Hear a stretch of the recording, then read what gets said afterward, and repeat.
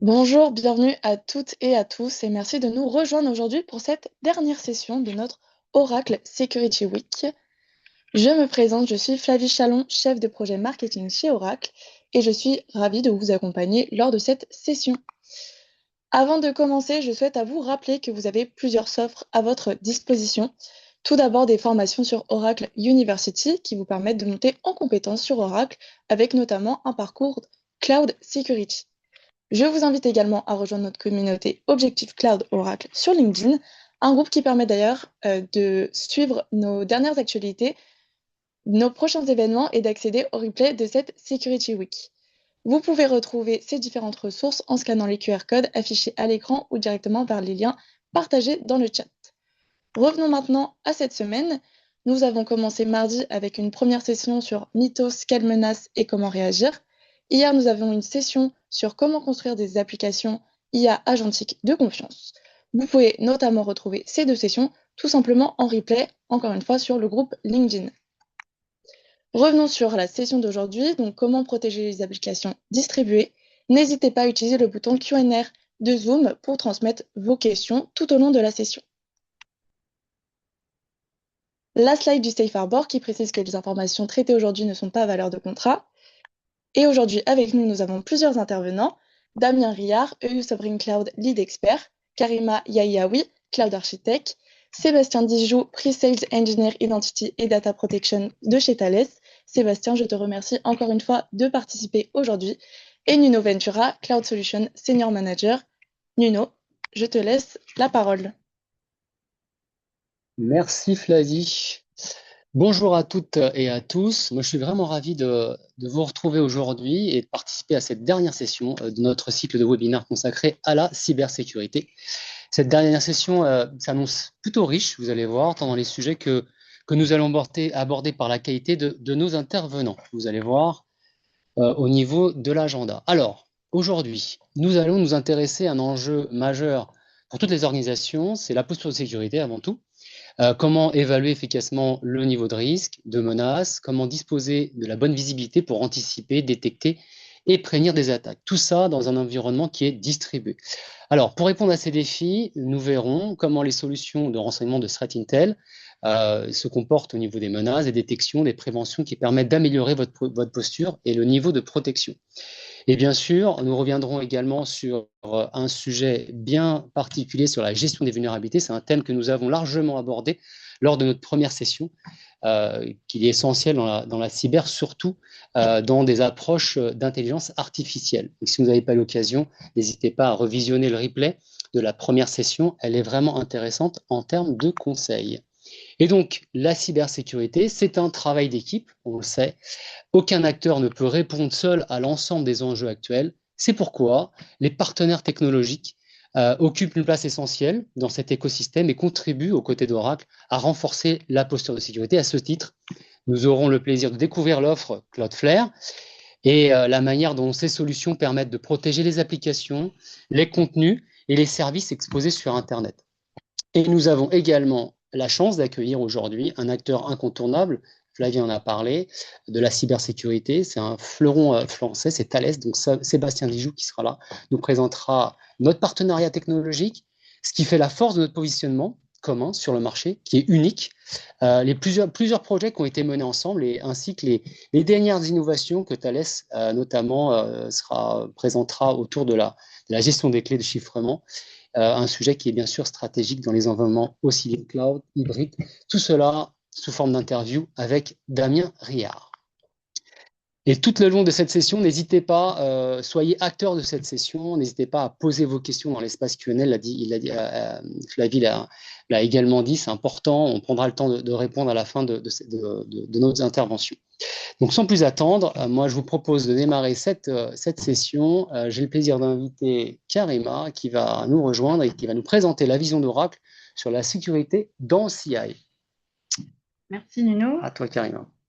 Merci et bonjour à toutes et à tous. Je vais commencer ma session par un constat.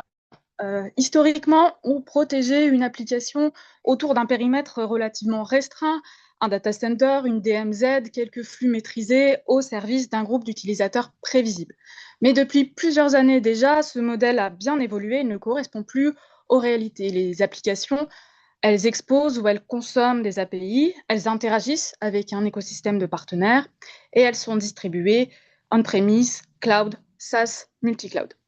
Le risque ne se situe donc plus uniquement à l'entrée de la chaîne, mais il peut apparaître à chaque maillon et être autant de maillons potentiellement faibles pour accéder au cœur de vos systèmes et vos données. On parle d'une API mal exposée, mal protégée, une identité trop permissive, une règle réseau jamais refermée, le constat des vulnérabilités, de l'augmentation des attaques, de l'exploitation des vulnérabilités et des intrusions dans le cloud n'est plus à faire. Et le sujet ici, ce n'est pas de rajouter une brique de sécurité, mais bien de comprendre la chaîne d'exposition complète. Dans cette première session, je vous propose cette logique qui va consister à construire un socle solide de confiance et de sécurité dans le cloud, entretenir cette posture de sécurité et ensuite faire un focus sur une des zones d'attaque qui est l'exposition à Internet et des API. Je vais tenter avec cette animation de ne pas vous faire une accumulation d'outils, mais bien de vous parler d'une discipline d'architecture. Sécuriser une application, c'est identifier, contrôler et protéger tous les points d'exposition qui vont être représentés là dans l'animation sous forme de couches qui sont autant de ressources à protéger. On a le cœur ici que sont les données. Elles sont sous toutes leurs formes, des fichiers, des sauvegardes, des bases de données. On pense notamment au chiffrement et Damien et notre partenaire Thales vont traiter plus précisément cette partie-là dans la suite. Ensuite, on parle de la protection hardware et du compute. Là, on va penser notamment au patching. Si on continue dans nos couches, on va parler de réseau, on va imaginer une protection, segmentation, réseau public, réseau privé, et la protection via des firewalls et la protection des interconnexions.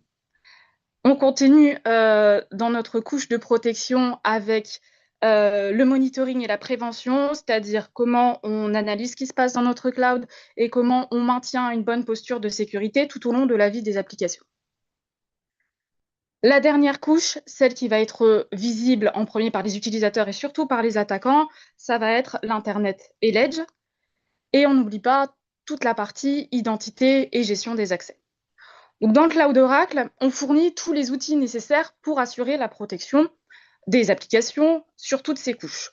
On va trouver par exemple la protection DDoS par défaut, la protection DDoS du niveau 3 et 4 du modèle OSI. On va trouver le chiffrement en transit ou en repos par défaut. On va trouver également des services managés pour la gestion des clés, la gestion des certificats, l'intégration de firewall, qu'il s'agisse de règles simples ou de network firewall. Et là, on comprend facilement que beaucoup d'incidents ne surviennent pas uniquement d'une absence totale de sécurité, mais bien d'une rupture dans ces couches. C'est là qu'arrive la création d'un socle de confiance avant même de déposer vos applications. On parle de la landing zone. La landing zone, c'est un environnement cloud préconfiguré, sécurisé et évolutif. L'objectif, c'est de permettre de déployer rapidement vos applications dans le cloud et surtout d'ajouter de nouvelles applications avec un minimum d'efforts. On va retrouver plusieurs types de landing zone suivant les contextes clients. Le principal intérêt dans les landing zones Oracle, c'est qu'elles sont conformes aux bonnes pratiques d'une Center for Internet Security, le CIS. Bien concevoir sa landing zone, c'est répondre à un ensemble de questions qui vont couvrir 3 grands thèmes de réflexion: la gouvernance, le réseau et l'architecture, et les opérations, pour ensuite pouvoir implémenter son socle cloud dans toute sécurité. Construire une landing zone, ce n'est pas seulement créer des compartiments, segmenter des réseaux, c'est bien traduire en architecture opérationnelle des principes de sécurité, et elle doit également être adaptée aux enjeux actuels, notamment du multi-cloud. Donc, dans un premier temps, on va se concentrer sur la gouvernance. Donc, comment on structure? par business unit, par service, par projet, par environnement, production et non-production. Mais ce qui va être le cœur de ce premier thème de réflexion, c'est la séparation des rôles. Ingénieur système, DBA, partenaire. Comment, qui peut faire quoi et sur quelles ressources. On va aussi, dans cette partie, s'intéresser au budget et aux quotas pour contrôler les ressources et les coûts qu'on développe dans le cloud. En deuxième partie, on va s'intéresser au réseau et à l'architecture. Alors souvent, on va proposer une architecture en mode hub and spoke, avec un hub qui va concentrer les interconnexions on-prem, Internet, partenaires, qui va aussi pouvoir contenir les services managés de firewall, qu'ils soient network firewall d'Oracle ou de firewall tiers. Et on va construire la sécurité autour de ce réseau. Une dernière partie, le monitoring et les logs. Il s'agit là de la création d'alarmes, d'activation de logs, de gestion des événements et surtout de qui et comment on va maintenir ce socle opérationnel par la suite. Avec les landing zones qu'on propose chez Oracle, on s'assure que le déploiement pourra être modulaire et configurable. Donc, pour pouvoir accélérer le premier déploiement et surtout pouvoir permettre de rajouter des applications facilement avec l'utilisation de l'infrastructure as code. La landing zone, c'est notre point de départ, mais elle est amenée à évoluer. Nouvelles règles, nouvelles applications, et comment on s'assure que ce qui a été défini le jour zéro pourra perdurer tout au long du cycle de vie du cloud, c'est le travail de CloudGuard. CloudGuard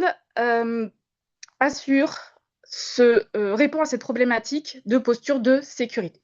C'est un service cloud natif que vous devez activer. Alors, il est activable via la landing zone, mais doit être activé dans votre tenant sans coût additionnel. Son objectif, c'est de vérifier en continu que les configurations de sécurité restent conformes aux bonnes pratiques. Il va analyser les événements de votre tenant, que ce soit au niveau des instances, des bases de données, des réseaux ou de l'administration qui a une élévation de privilèges, par exemple. Vous allez avoir à votre disposition une liste de vérifications préconfigurée par Oracle, encore une fois, qui répondent aux bonnes pratiques du CIS, mais vous pouvez également créer votre propre liste de vérifications et ainsi être alerté en cas de dérive par rapport à ce point zéro de votre sécurité. Dans l'animation que vous allez voir, ici, je vais faire très simple. On parle du dashboard CloudGuard. Donc, ça va vous donner une vue à 360 de votre environnement. Ici, vous allez avoir des scores, c'est-à-dire dans ce tenant, on peut mieux faire en termes de sécurité. Mais surtout, ce que vous allez avoir, ce sont une répartition des problèmes par sévérité, une répartition des problèmes par région, ou plutôt par compartiment, par utilisateur, afin d'identifier les périmètres à protéger et prioriser les actions. Vous allez aussi avoir dans ce dashboard des informations qui vont vous aider à la remédiation. Et vous avez aussi ici différents types de visualisation des risques qui atteignent votre cloud. Donc le CloudGuard fonctionne suivant une liste de vérification. Vous pouvez être alerté, enfin vous êtes alerté en cas de dérive de sécurité et CloudGuard vous permet soit d'avoir une activation automatique de la solution de remédiation ou d'être uniquement notifié pour pouvoir vous prendre les actions correctives. Je vais faire un autre focus sur deux autres services qui me paraissent importants dans la posture de sécurité au niveau de CloudGuard. La première brique, c'est la Threat Intelligence. Ici, l'idée, c'est d'enrichir la détection avec des informations sur des indicateurs de menaces connus. Ce sont des adresses IP, des noms de domaine, des empreintes numériques ou d'autres indicateurs. Alors, dans le cloud Oracle, on agrège ces données de Threat Intelligence de plusieurs sources, comme CloudStrike, pour fournir des indicateurs exploitables pour la détection et la prévention dans le cloud. si on s'arrête quelques secondes sur l'animation, donc ici, vous voyez les risques associés au profil utilisateur et vous allez avoir des risques plus ou moins élevés suivant les activités qui ont été perçues par ces profils utilisateurs. Le calcul du risque se fait notamment sur le référentiel MITRE et vous pouvez retrouver dans ce référentiel le type d'attaque et éventuellement les remédiations et les actions à prendre. La troisième brique importante dans CloudGuard, c'est Vulnerability Scanning. Donc le service Vulnerability Scanning, il aide à améliorer la posture de sécurité en contrôlant en continu vos computes et vos images conteneurs. Donc on va avoir une analyse en temps réel de vos instances pour identifier les vulnérabilités, donc patch non appliqué, port ouvert et éventuellement scanning de fichiers. Donc ça donne aux équipes opérationnelles une visibilité sur les ressources qui auraient été mal configurées ou vulnérables. Donc c'est très utile pour détecter les angles morts, des machines oubliées, des conteneurs vulnérables, des patchs qui n'auraient pas été appliqués. Concernant cette partie de patching, Vulnerability Scanning n'est pas un outil de patch management. Le patch management s'effectue avec d'autres services dans le cloud. Là, on est vraiment juste sur de la détection, de l'alerte et à vous de prioriser, corriger, tester et déployer les mesures nécessaires. Donc, avec la landing zone, on a le socle de confiance. Avec CloudGuard, on analyse la sécurité en continu sur la vie des applications. Maintenant, je voudrais faire le focus sur une des zones d'exposition et comment on peut la protéger. Donc, c'est celle qui est en périphérie dans le slide que je vous présentais précédemment. Et comment on s'assure qu'on a une bonne protection au niveau de l'Internet et de l'Edge. À gauche, on retrouve une situation fréquente. Donc, beaucoup d'entreprises progressivement rajoutent des briques, du CDN, du DNS, de la mitigation de bots, etc. Ces briques ne sont pas inutiles, elles sont souvent nécessaires ou indispensables. Le problème qui arrive, c'est la fragmentation. Si chaque brique est nécessaire ou est pertinente, comment est-ce qu'on opère dans l'ensemble et comment on peut avoir une vision opérationnelle claire? Et c'est là que le sujet devient critique, puisqu'avec nos applications distribuées, nos utilisateurs globaux, nos API exposés, la couche d'entrée, elle n'est plus simplement réseau, elle devient une couche d'entrée sécurité, elle devient une couche d'entrée performance, notamment quand il s'agit de mettre à disponibilité l'application pour les utilisateurs et à rendre la meilleure expérience utilisateur possible. Donc, l'objectif ici, ce sera de remonter une partie de cette protection au niveau de l'Edge grâce à notre partenaire Cloudflare. Quelques minutes pour vous parler de Cloudflare. Donc, Cloudflare, c'est un partenaire mondialement reconnu historiquement dans l'accélération web avec le CDN et qui a étendu ses services à la protection WAF, DDoS, mitigation de bots, routage intelligent. L'idée ici, avec ce partenariat, ce sera de protéger le trafic avant qu'il n'atteigne OCI. Ici, on va utiliser les ressources d'OCI pour héberger les applications critiques et on va amener en amont une plateforme intelligente pour pouvoir filtrer le trafic avant qu'il n'atteigne les workloads critiques. Concrètement, comment ça se passe? Le Cloud Oracle va apporter la fondation, l'infrastructure cloud, les services managés, le réseau, la base de données, les applicatifs et la gouvernance. Cloudflare viendra se positionner en amont avec les services, notamment de CDN, mais aussi tous les services de sécurité qu'il peut apporter. Donc, les services sont disponibles suivant certains bundles. Et il faut rappeler aussi que Cloudflare n'est pas exécuté strictement sur OCI. À partir d'OCI, vous allez avoir l'expérience du déploiement, y compris l'achat et la facturation, mais les services Cloudflare restent déployés dans le réseau Cloudflare et avec les points d'accès Cloudflare. Les bénéfices sont triples. L'unification de la sécurité. Donc, encore une fois, bloquer le trafic, le filtrer avant qu'il n'atteigne OCI et avant qu'il n'affaiblisse les ressources de vos applications, load balancer, API gateway. Assurer la performance. Donc, avec le CDN, l'idée, c'est d'amener l'application au plus proche des utilisateurs et d'accélérer l'accès au portail web. Et la simplification des opérations. Ici, on va pouvoir, pour les clients qui ont déjà une brique DNS, CDN, WAF chez Cloudflare, pouvoir déplacer ces workloads dans l'OCI sans avoir à réarchitecturer toute la stack. Je vais bientôt passer la main à Damien et à Thalès. Je voulais juste refaire un petit récap de ce que je vous ai présenté.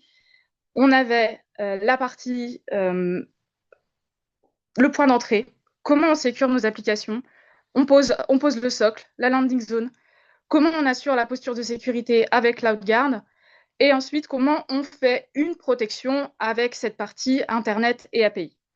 On va parler maintenant du cœur du sujet, les données, et Damien va revenir avec notre partenaire Thales sur la capacité à être en charge de posséder les clés de chiffrement et pouvoir les utiliser au mieux pour assurer la souveraineté et la protection de vos données. Merci beaucoup, Karima. Et bonjour à tous et à toutes. Alors, Sébastien, merci beaucoup de nous rejoindre aujourd'hui. On va commencer sur cette partie à traiter de 4 aspects majeurs.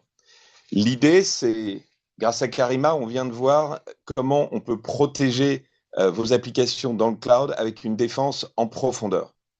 Maintenant, on va parler du cloud en lui-même. La différente nature de cloud, comment est-ce qu'on peut assurer une souveraineté dans le cloud et comment est-ce que Oracle travaille avec des partenaires dédiés sur ce sujet et notamment en premier lieu Thales pour amener de la confiance dans le chiffrement de toutes vos données quand vous choisissez un cloud, qu'il soit public, qu'il soit souverain ou qu'il soit au sein de votre propre data center. Donc Sébastien, tu es avant-vente chez Thales. Est-ce que tu peux nous dire un mot sur ton rôle exact?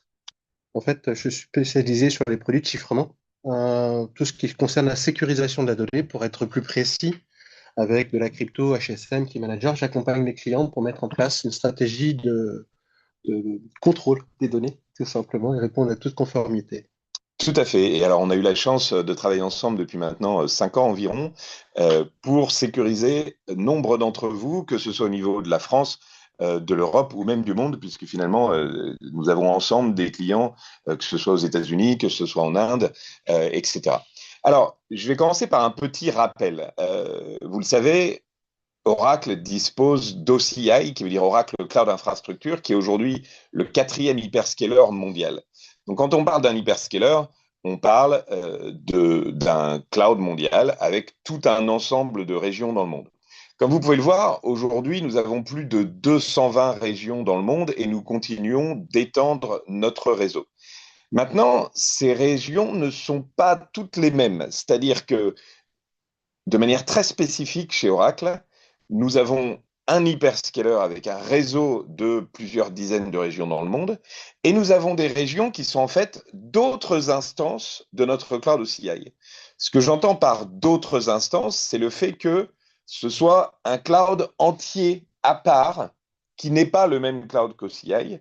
Donc ce ne sont pas des zones logiques sur notre cloud mondial, c'est bien une autre instance du cloud.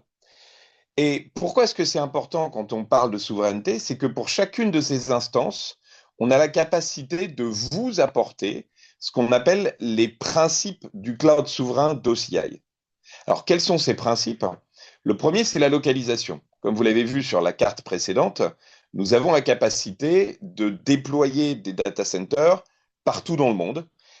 Et ces data centers, on peut les déployer dans nos propres data centers, on peut les déployer dans des data centers de partenaires, et on peut les déployer jusque dans vos propres data centers pour répondre à des besoins de localisation extrêmement précis. Le deuxième point, c'est bien entendu l'isolation. Quand j'explique que nous avons la capacité de créer des instances de cloud différentes, c'est parce que si vous créez une zone logique sur un cloud mondial, l'isolation, en fait, elle n'est pas physique.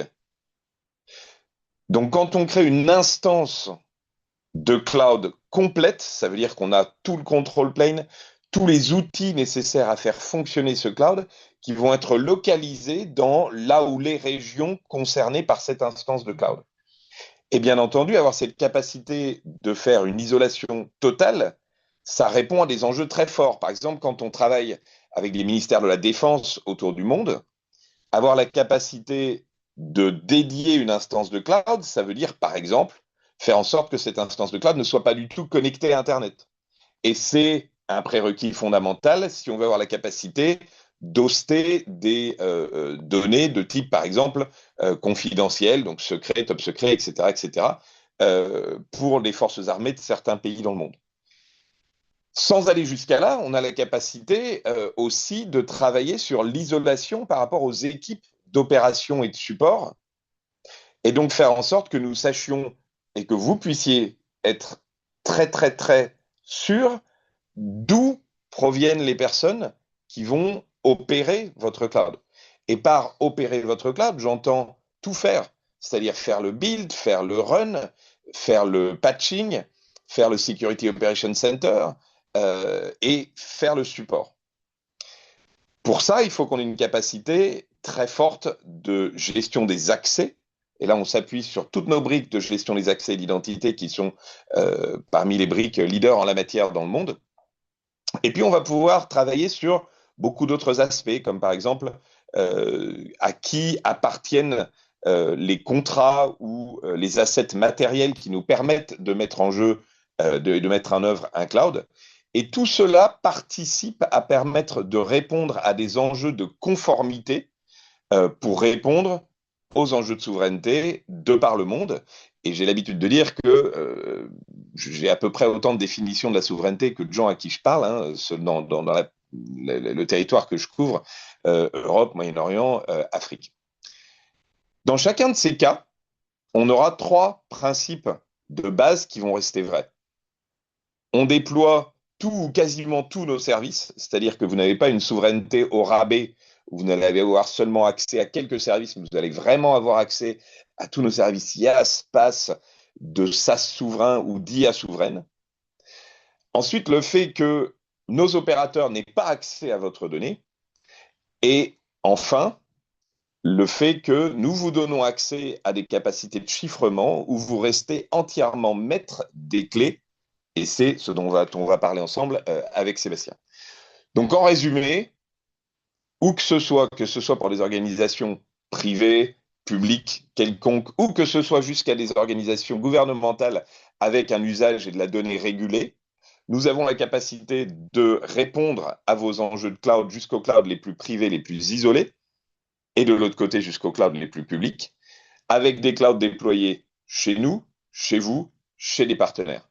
Un exemple, c'est Oracle EU Sovereign Cloud. C'est le premier cloud d'hyperscaler qui a été déployé spécifiquement pour l'Union européenne.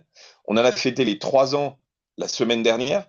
C'est un cloud qui n'est pas connecté à aucun autre de nos clouds globaux, dans lequel vous allez retrouver tout notre portfolio, Sovereign SaaS, Sovereign AI, tous nos cloud services IaaS et PaaS, et ainsi que nos services avancés de support, et le tout en parité avec OCI. Ça ne veut pas seulement dire en termes de nombre de produits, de services, mais ça veut dire aussi en termes de prix.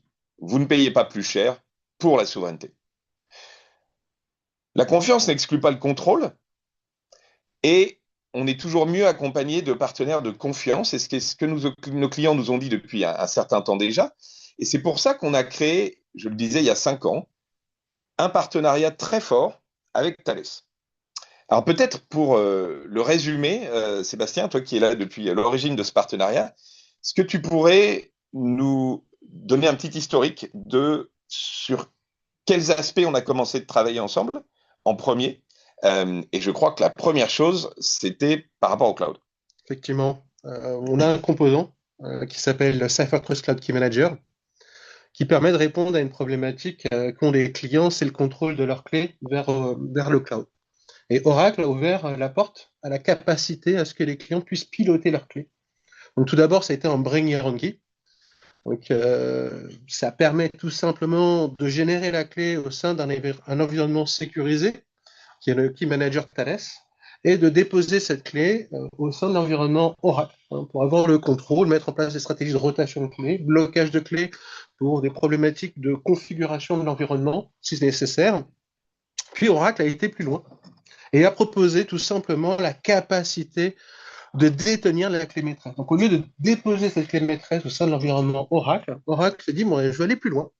Je vais offrir la capacité aux clients d'héberger cette clé maîtresse, ces clés maîtresses, pour faire en sorte que le client va avoir le contrôle sur les accès aux clés, la désactivation d'une clé, encore une fois, pour les paramètres de sécurité à modifier au sein de l'environnement Oracle, et donc d'avoir le contrôle complet sur leurs clés. Donc, si je résume, on peut utiliser, si je suis un client Thales, mon HSM, mon KMS pour générer des clés. Oui. Si je veux, j'apporte ces clés dans le cloud Oracle. Mm-hmm. Mais si je veux que ces clés ne soient jamais exposées, et donc potentiellement compromises par rapport à mon analyse de sécurité, finalement, je garde cette clé maîtresse chez moi. Exactement. Et alors, ça marche pour le cloud OCI. Alors, Oracle, quand on parle d'Oracle, souvent, les gens pensent à la database aussi. Alors, est-ce que ça marche pour la database? Ça fonctionne clairement sur la database. En fait, on avait mis en place une solution Oracle Exadata, on était compatible déjà. Et on a vu l'intérêt de la solution Exadata Cloud at Customer. Donc, on a fait valider notre solution avec Oracle pour être sûr qu'on fonctionne bien. Et donc, c'est la base de données cloud chez le client. Et donc, le client garde le contrôle sur ses clés avec notre Key Manager. Il bénéficie de la souplesse opérationnelle offerte par Exadata Cloud at Customer, le patching et autres. Et il a le contrôle sur ses données, sur ses clés de chiffrement. Donc, on voit bien cette capacité qui est offerte au client, qui est toujours bénéficiaire de ce partenariat.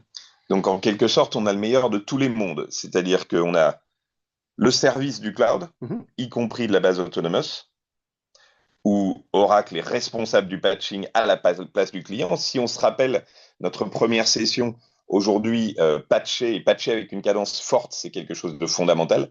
Donc, grâce à Cloud Customer, vous pouvez avoir la base Autonomous Database chez vous, au propre sein de votre data center. Donc concrètement, niveau souveraineté, on est au mieux, et avec la capacité de conserver les clés entièrement sur une architecture Thales, là aussi au sein du data center du client. Du pass ultra sécurisé chez soi.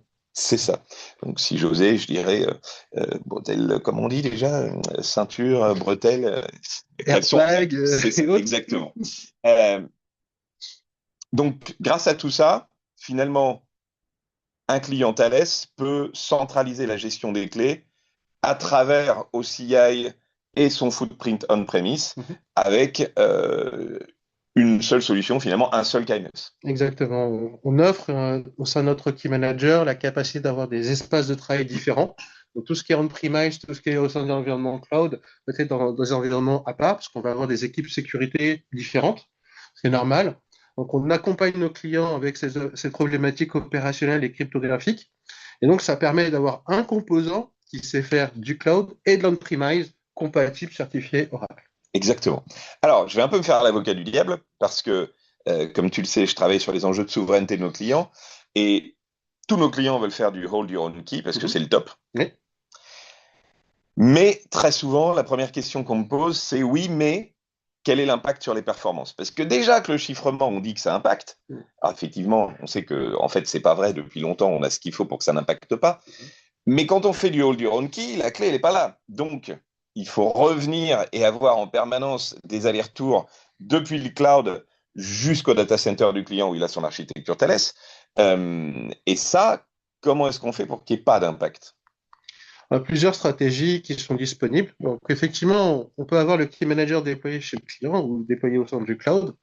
Donc, pour resituer un peu ce que ça signifie le All Your Own Key, revoyons la hiérarchie des clés. Donc là, on a une clé maîtresse. Donc, poupée russe que l'on voit ici, et on ne Alors, sait pas, en fait. poupée russe en ce moment et sécurité, est-ce que tu peux nous expliquer quelle est cette poupée russe En fait, exactement? en 1900, en fait, cette poupée a été présentée à l'exposition universelle. Elle a gagné, en fait, une médaille de bronze pour son design. Donc, ça, c'est pour la petite histoire.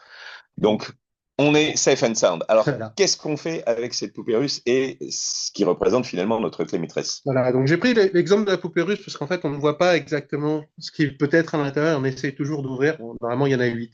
Ça, c'est juste pour la petite information au niveau de hiérarchie et on ne sait pas ce qu'il y a à l'intérieur. Donc, le but, c'est de démontrer en fait cette hiérarchie des clés. Donc, la clé maîtresse est détenue par le client au sein de son key manager.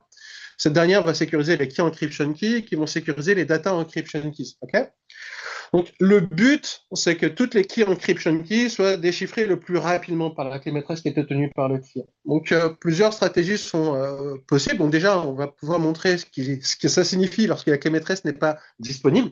Ça, on va voir ce all you key, ce que ça signifie. Ben, si ma clé maîtresse n'est pas disponible, tout ce qui est en dessous n'est pas disponible. Ça, on va voir juste après. Exactement. Donc après, cette clé maîtresse, plus elle est proche de la source qui demande l'accès, plus ça sera rapide. Donc le but, c'est pour un cloud provider de répondre à ces SLA. Donc on peut déployer le Key Manager au sein de l'environnement Oracle. Donc on a le Key Manager, Key Vault, on a le Key Manager Thales, et donc ça va répondre en local très rapidement. On va dire, mais l'externalisation des clés. Eh oui. On a aussi la capacité de connecter un HSM qui est on-premise, qui va sécuriser la hiérarchie des clés du Key Manager. Donc là, ça va être vraiment, on va réduire drastiquement la latence qu'on pourrait avoir, même si on a un HSM qui est externalisé à l'environnement Oracle. Après, ensuite, on a l'autre problématique, sinon je veux tout avoir chez moi, bah, on a du Fastline, Fast Connect, qui permet en fait tout simplement de répondre aux problématiques de communication. Et je crois qu'on a fait un développement très très significatif à la fois côté Oracle et côté Thales pour qu'avec cette architecture de clés, oui, à la fois, et on le verra sur le slide suivant, faire un disable sur la clé maîtresse permette de tout bloquer dans le cloud Oracle. Et donc là, on est parfait d'un point de vue sécurité. Tout ce qui est rattaché à cette clé maîtresse.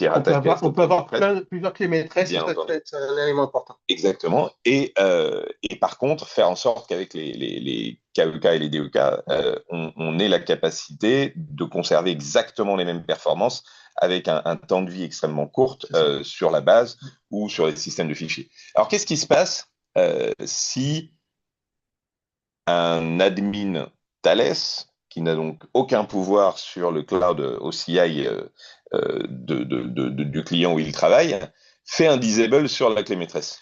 Ce serait plus le client qui le ferait? Oui. Non, je parle de l'admin Thales du client. Bien voilà. S'il fait des désactivations, donc encore une fois, le but, c'est vraiment d'avoir plusieurs clés maîtresses pour répondre aux différents cas d'usage, ce qui va permettre d'avoir une granularité sur la désactivation des clés. Le but de désactiver une clé, j'ai totale confiance en Oracle et les clients aussi, c'est j'ai un problème de sécurité, je dois le résoudre le plus rapidement possible. Le fait est que si j'ai le contrôle sur mes clés, je désactive la clé, mes données ne sont pas accessibles. Et là, je vais pouvoir résoudre mon problème de sécurité, configuration, mais j'ai vu qu'il y avait des paramètres de sécurité, des outils de sécurité qui sont disponibles. Donc, j'utilise la remédiation mise à disposition par Oracle. Une fois que j'ai utilisé cette remédiation, je réactive ma clé maîtresse. Donc ça, c'est aussi un élément qui est aussi intéressant. Donc, on voit que la clé maîtresse sécurise l'ensemble de cette hiérarchie des clés, puisque la clé maîtresse sécurise la key encryption key, la key encryption key sécurise la data encryption key. Donc, pour avoir accès à la data, j'ai besoin d'avoir accès à la data encryption key. Si elle est verrouillée, je n'ai pas accès à la data. C'est ce que l'on voit dans cette image. L'autre élément qui est aussi très intéressant, en plus de désactiver cette clé maîtresse, c'est de mettre en place la bonne stratégie, respecter les crypto-périodes. Une crypto-période, c'est la durée de vie d'une clé. Plus une clé a une durée de vie qui est longue, moins elle est sécure. Et donc, le but, c'est de mettre en place une stratégie de rotation des clés. Et sur notre Key Manager, on offre la capacité de tout simplement dire, je fais une rotation tous les 6 mois et automatiquement, la clé est changée tous les 6 mois. C'est le top. Alors, on a vu les différents déploiements de cloud avec la souveraineté. On a vu qu'on sait travailler ensemble sur tous ces types de déploiements, depuis le cloud public jusqu'au cloud customer, en passant par les clouds souverains gouvernementaux, etc., dont le cloud souverain européen d'Oracle. On a vu que quoi qu'il arrive, on est capable de conserver les clés chez soi Mhm. et que cette conservation de clé chez soi ne va pas impacter les performances grâce à la cake et à la DEC. Mhm. Un dernier point, aujourd'hui on parle beaucoup de quantique, évidemment, on parle beaucoup d'IA, on parle beaucoup de quantique.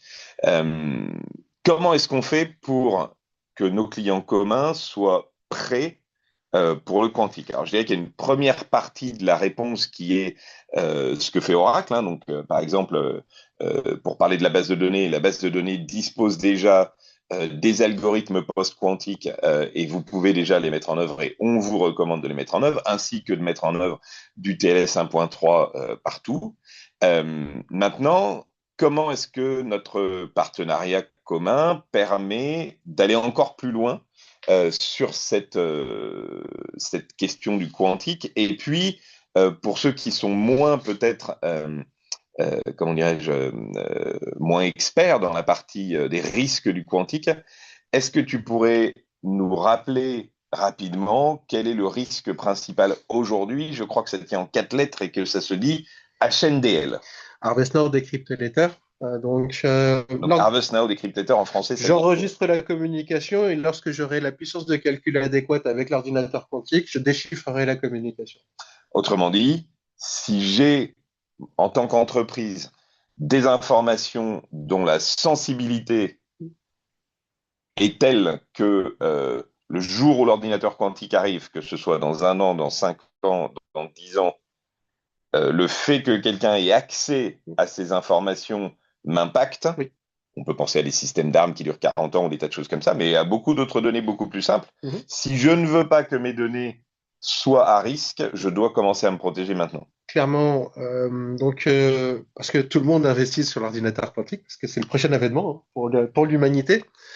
Malheureusement, l'ordinateur quantique, lorsqu'il a la puissance de calcul adéquate, va pouvoir tout simplement voir les négociations de clés de chiffrement qu'on va utiliser sur les canaux de communication en IPsec, par exemple, ou avec des certificats MTLS. Donc le but, c'est d'être sûr que tout ce qui est data in motion ou échange de clés, tout simplement, soit quantum safe. C'est-à-dire qu'on utilise des algorithmes qui vont faire en sorte que même si j'ai la puissance de calcul adéquate avec un ordinateur quantique, je ne puisse pas voir l'objet cryptographique qui est contenu dans cette enceinte ultra sécurisée. Ok, donc ça c'est clair. Alors c'est quoi ces algorithmes? Tu peux nous en dire un peu plus? Alors, il y a des algorithmes d'échange de clés, MLChem, Key Encryption Mechanism, MLDSA, Digital Signature Agreement. Donc, à l'heure actuelle, c'est les deux méthodes qui sont disponibles. Un pour de la PKI, DSA, Digital Signature Agreement, donc pour faire une PKI future-proof, prête pour le futur, et le CHEM pour les échanges de clés. Donc, on utilise l'ensemble de ces technologies pour pouvoir échanger des objets cryptographiques avec Oracle de manière ultra sécurisée, avec une PKI pour créer des signatures prêtes pour le futur, des contrats d'assurance vie sur 20, 30 ans ou de la signature d'objets connectés. Et alors, jusqu'à maintenant, ce qu'on utilise, c'est l'AES, qui a été, si ma mémoire est bonne, sur lequel le NIST travaillait dans les années 2001-2002. Et ça, il y aura un successeur à l'AES ou... Pour le moment, l'AES est encore quantum safe. On va réduire de moitié sa taille, mais il y aura potentiellement une autre, parce qu'un AES 256 va devenir un AES 128. Encore. Donc, dans les bonnes pratiques, il y a les crypto-périodes dont je parlais, donc la durée de vie d'utilisation d'une clé. Donc, si on met en place des rotations de clés, donc même si on a une AES 256, elle devient 128, mais je mets en place des rotations de clés. Donc, en fait, au final, vas-y, perds ton temps, enregistre de la com pour rien, tu as du storage à dépenser. Donc, le but, c'est de mettre en place ces rotations de clés, mais surtout d'échanger les objets cryptographiques avec du MLK. Pour être sûr que personne ne puisse voir cette clé de chiffrement. Oui, si on la voit, demain, on peut la casser et on a accès à tout. Voilà. Alors, du coup, en tant que client, je fais quoi? Alors, mettre en place une stratégie de transition vers la crypto quantum safe. Quelle est cette stratégie?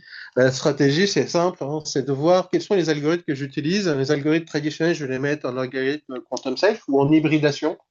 Le NIST même recommande l'hybridation après la transition. C'est quoi l'hybridation? C'est d'avoir une double signature traditionnelle, signature quantum safe, résistante à l'ordinateur quantique. Et le NIST recommande maintenant aussi potentiellement de continuer cette hybridation, d'avoir 2 algorithmes quantum safe. Donc, ce qui va permettre Avec des certificats, c'est très compliqué d'avoir de la crypto-agilité. Et donc, ça permettrait d'avoir de la crypto-agilité dans l'univers IT. Donc, c'est un bénéfice que l'on a, qu'on va récupérer suite à cette transition.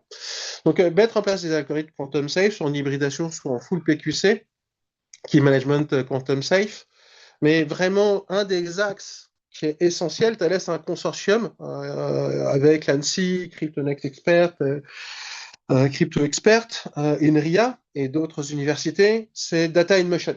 Résilience, on a un consortium qui s'appelle RESC, résilience quantique, pour offrir l'assurance que toutes les données qui transitent soient sécurisées avec des algorithmes quantum safe. Parce que Harvest Node décrypte l'Ether, On est d'accord. c'est un élément qui est important. Alors, Bien sûr, notre HSM est compatible avec tous ces algorithmes. mais lesquels vraiment? Parce que moi, si je suis déjà client Thales, finalement, est-ce que j'ai déjà accès à de la PQC ou est-ce que je suis déjà prêt pour ça? Nos équipements HSM, parce qu'on a la maîtrise, Thales a la maîtrise de toutes les couches cryptographiques nécessaires pour un client. La première des couches essentielles, c'est un HSM, Hardware Security Module. C'est là où je stocke mes clés sur du matériel, en fait. Je génère la clé en respectant les aussi, bien sûr. bonnes pratiques, en respectant avec une enceinte ultra sécurisée. Un HSM, c'est l'environnement le plus sécurisé qu'on ait dans l'univers IT, pour faire simple. C'est un peu la puce de la carte bleue, finalement. On va encore plus loin. Donc, vraiment, on respecte toutes les normes européennes, américaines et étatiques pour la génération, le stockage, l'attribution de clés de chiffrement. Un HSM, c'est la racine de confiance de notre univers réel. Infrastructure de clés et de chiffrement. Exactement. Donc, comme c'est un élément ultra critique, donc nous, on a activé la capacité pour pouvoir faire une PKI, des échanges de clés avec notre HSM de manière quantum safe. Donc résistant à l'ordinateur quantique, donc on peut demander on peut faire une PKI quantum safe, on peut envoyer des clés de chiffrement de manière sécurisée quantum safe vers l'extérieur, mais surtout, notre HSM est compatible pour offrir ces capacités cryptographiques quantum safe auprès de nos clients, mais bien entendu, on utilise aussi la crypto quantum safe pour sécuriser notre HSM. Et c'est ce que l'on voit sur cette slide. C'est la combinatoire des deux, c'est faire des opérations cryptographiques quantum safe avec notre HSM, mais surtout l'utilisation d'algorithmes quantum safe pour sécuriser les échanges de clés et l'administration de notre HSM. Excellent. Et alors, quand on n'est pas sur votre HSM? Eh bien, l'autre composant, c'est le Key Manager. Parce qu'un HSM, lui, il va générer l'objet de manière ultra sécurisée, mais il va avoir une rotation de clés qui va être moindre par rapport à un Key Manager. C'est un gestionnaire de clés. Lui, le Key Manager, il offre cette souplesse opérationnelle. Je parlais de rotation de clés tous les 6 mois, tous les ans, tous les mois si on veut. C'est dans notre Key Manager qu'on va retrouver ces capacités. C'est aussi notre Key Manager qui va accompagner les clients pour sécuriser l'environnement OCI, Oracle Cloud Infrastructure. Donc, pour pouvoir permettre d'avoir une assurance qu'on ait une sécurisation respectant les dernières bonnes pratiques cryptographiques, on a une feuille de route pour activer aussi au sein de notre Key Manager de la crypto Quantum Safe. Excellent. Alors, on en arrive à la fin. Peut-être en un mot sur ce slide, comment est-ce que tu caractériserais notre partenariat? Je dirais que c'est un partenariat qui est historique. Meilleure technologie de base de données, meilleur fournisseur de cloud avec le meilleur fournisseur de crypto. Donc, c'est un véritable plaisir d'accompagner Oracle dans son écosystème. Donc, on a différents composants, le cloud, les bases de données, ça, Oracle Fusion, on bénéficie du All You Key aussi. On nous pose très souvent cette question. Est-ce que sur nos solutions cloud SaaS, ça marche aussi? Oui. Eh bien oui, ça marche aussi. Vous pouvez prendre un ERP dans le cloud souverain Oracle ou dans le cloud public Oracle et faire du Hold Your Own Key avec les solutions Thales plus Oracle. Sébastien, un grand merci. Je repasse la parole à mes collègues et puis on se retrouve pour les questions-réponses. Merci Damien. Merci Oracle. Merci Sébastien, merci Damien, merci Karima et Nuno pour vos interventions. Avant de passer à la session questions-réponses, je souhaitais vous partager cette information. Pendant une période limitée, Oracle met à votre disposition une sélection d'outils pour aider vos équipes à évaluer les risques d'exposition, surveiller l'activité des bases de données, gérer les politiques de sécurité et également faciliter les opérations de mise à jour et de déploiement des correctifs. Je vous invite donc à scanner le QR code ou à cliquer sur le lien envoyé dans le chat du Zoom. Nuno, je te repasse la parole pour cette session questions-réponses. Merci Flavie. Effectivement, on a eu quelques questions. Donc, j'ai fait un petit peu le tri et j'ai mis ça, j'ai fait une petite distribution. Donc, je vais passer alors sur les questions. Alors, j'ai une première question qui est pour toi, Sébastien. On a parlé longuement de PQC. On a une question sur le coût. Quel est le coût du passage en PQC pour les clients Thales? Alors, toutes les solutions. Un client qui a un contrat de maintenance au sein de Thales bénéficie de toutes les évolutions pour avoir de la PQC sur ses solutions HSM et Key Manager. C'est Donc, gratuit. donc il n'y a Donc, pas sans de coût supplémentaire. Voilà. il y a pas de Ok. coût additionnel. Super. Très bien. En plus, ça a été rapide. J'ai une question pour toi, Karima, et je pense que c'est une question qui est dans l'air du temps. Peut-on utiliser la GenAI pour accélérer la construction d'une landing zone dans le cloud Oracle à partir d'un prompt? Alors, oui, et c'est vrai qu'on n'a pas beaucoup parlé de l'IA dans notre session aujourd'hui. Alors, la réponse très courte, ça va être oui, mais dans un cadre. Donc, récemment, on a mis à disposition sur GitHub un OCI Landing Zone Agent qui va vous permettre d'accélérer la construction de la landing zone, mais il faut bien le prendre, encore une fois, comme un assistant qui ne va pas construire toute une landing zone à partir de zéro, mais qui va bien s'appuyer sur ce qu'on propose, nous, déjà sur GitHub, des landing zones et nos bonnes pratiques, pour vous aider, vous guider à construire votre propre landing zone. Très bien. Ouais, parfait. Ça amène encore plus de souplesse et d'automatisation, donc c'est très bien. Euh, j'ai une question pour toi, Damien. On a parlé longuement de la partie cloud souverain. Il y a une question qui est assez simple, c'est quand sera disponible le cloud souverain d'Oracle?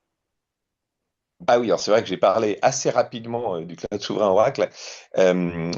Donc le cloud souverain, comme vous avez compris, on en a plein, hein. Le cloud souverain européen, qui s'appelle Oracle EU Sovereign Cloud, il est déjà dispo en fait, hein. On a fêté la semaine dernière le 3e anniversaire. Donc tous nos clients existants d'OCI peuvent l'utiliser et même potentiellement partager leur crédit. Alors ça répond à quelques règles, mais il y a des possibilités. Et vous tous, que vous soyez client ou non, vous pouvez commander dès aujourd'hui un tenant dans EU Sovereign Cloud. Et il n'y a pas que Thales qui fait les choses gratuites. Sachez que le coût de tous les services dans EU Sovereign Cloud est exactement au même tarif que dans notre hyperscaler OCI mondial. Je pense que c'est important de le dire parce que on ne met pas de premium pour la souveraineté. Donc nos clients peuvent vraiment bénéficier de toute la souveraineté au même prix. De même que Karima, je crois, on fait à peu près la même chose sur la sécurité d'ailleurs.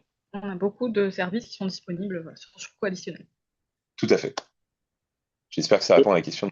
Ouais, très bien. Parfait. Moi, j'ai une autre question sur la gestion des vulnérabilités. En fait, c'est très lié entre la gestion des vulnérabilités et le partenariat. Donc, la question, c'est est-ce que le service de gestion des vulnérabilités dans le cloud Oracle s'appuie sur un acteur technologique? Alors, le service Karima. Vulnerability Scanning va s'appuyer sur des sources open source, CISNVD, pour la protection.